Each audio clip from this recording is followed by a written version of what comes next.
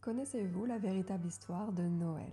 Je m'appelle Camille Vernat, je travaille avec les archives akashiques et en soins énergétiques et aujourd'hui nous allons parler des origines de Noël. Le 25 décembre, nous fêtons la Nativité, c'est la naissance de Jésus. Il se trouve que bien avant la naissance de Jésus, à cette période, on fêtait déjà le solstice d'hiver. Le solstice d'hiver, c'est le jour le plus court de l'année et la nuit la plus longue.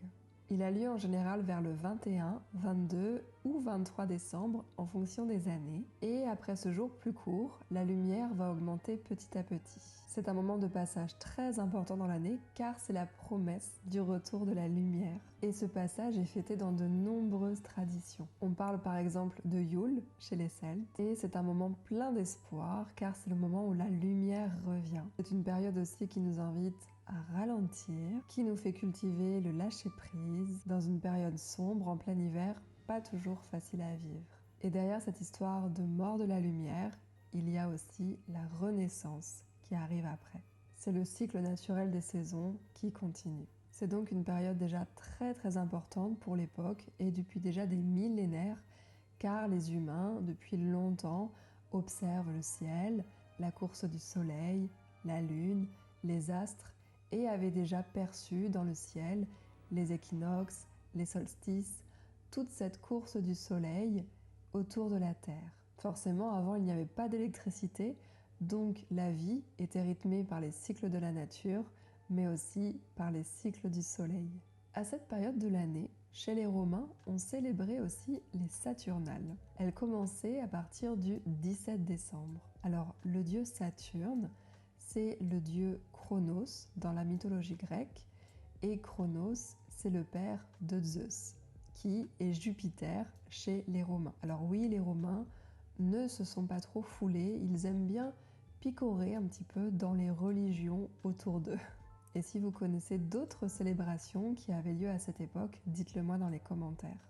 Après ce solstice d'hiver, la lumière dans la journée va progressivement augmenter. Et le jour où la lumière commence à se rallonger, c'est coïncidence le 25 décembre.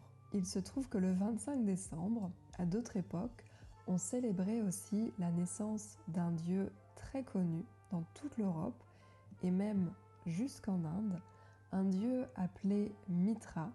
Il serait né le jour d'un nouveau soleil. Alors Mitra, c'est un dieu qui vient d'Inde, qui vient de Syrie, qui a énormément voyagé et qui avait un culte vraiment très important. C'est un dieu assimilé au soleil, comme Jésus, qui est aussi assimilé au soleil, et son histoire présente plusieurs coïncidences, hasards en lien avec celle de Jésus. Il y a tellement de similitudes entre les deux qu'il est difficile de ne pas penser que l'histoire de Jésus-Christ aurait été fortement inspirée de celle de Mitra. Certains historiens disent même que son culte était tellement important que s'il n'avait pas été éteint, eh bien peut-être qu'aujourd'hui nous serions tous adeptes du culte de Mitra et nous n'aurions pas les origines chrétiennes que nous avons à ce jour. C'est vous dire à quel point c'était un dieu très important pour l'époque. Et voilà pourquoi la religion chrétienne a volontairement choisi la date du 25 décembre pour date officielle de la naissance de Jésus-Christ. Cela permettait en fait de caler la fête chrétienne sur les anciennes fêtes païennes, Yule, les Saturnales, la naissance de Mitra, pour que le culte chrétien puisse englober et petit à petit remplacer les cultes païens. Il y a probablement d'autres cultes et d'autres célébrations qui se passaient à cette période de l'année. Si vous souhaitez me les faire connaître, vous pouvez les mettre dans les commentaires. Plusieurs historiens ont cherché la date exacte de la naissance de Jésus-Christ et à sa naissance, l'étoile de Bethléem était fort visible dans le ciel.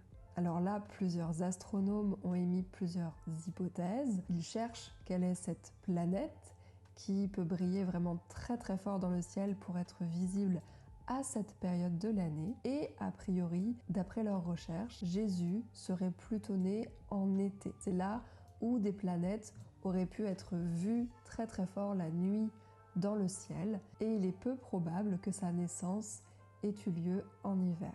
Voilà l'histoire de l'origine du 25 décembre. Si tu as aimé cette vidéo ou si tu connaissais déjà cette information, n'hésite pas à me le dire en commentaire et si tu souhaites t'inscrire et participer aux soins gratuits que je donne chaque mois, alors tu peux cliquer sur le lien qui est juste en dessous dans la description de cette vidéo.